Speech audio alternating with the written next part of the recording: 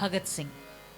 जब भगत सिंह की भी आखिरी तिथि आई, आखिरी समय आखिर आ गया और फांसी दी जा रही थी, तो उनसे भी यही पूछा गया कि आखिरी इच्छा।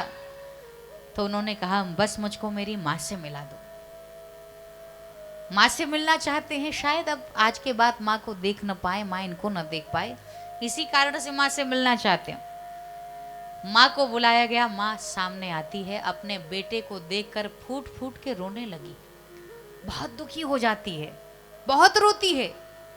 तो भगत सिंह ने कहा माँ तू मेरी माँ होकर के रो रही है?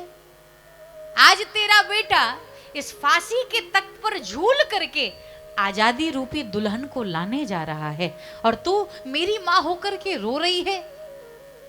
तो उनकी माँ ने कहा मैं इसलिए नहीं रो रही हूं कि तुझे फांसी दी जा रही, मैं इसलिए भी नहीं रो रही हूं कि आज के बाद मेरी आंखों से, मैं अपनी आंखों से कभी तुझे देख नहीं पाऊंगी, कभी तुमसे मिलना नहीं हो पाएगा।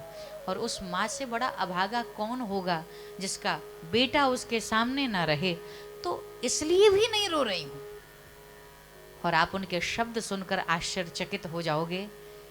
माँ ने कहा मैं आज उस विधाता को कोस रही हूं, और इसलिए कोस रही हूं कि क्यों उसने मेरी कोख से तुम्हारे जैसा एक बेटा पैदा किया। यदि मेरी कोख से वो 1000 भगत सिंह पैदा करता तो 1000 को देश के लिए कुर्बान कर देती, देश के लिए बलिदान कर देती, देश के लिए समर्पित कर देती। ये है भारत की स्त्रियां, जहां माता चाहे तो बेटे को जैसा बनाना चाहे। मुझे लगता है एक माँ के भीतर वह ताकत है जो बेटे को योग्य कुयोग्य धनवान विद्वान सब बना सकती है।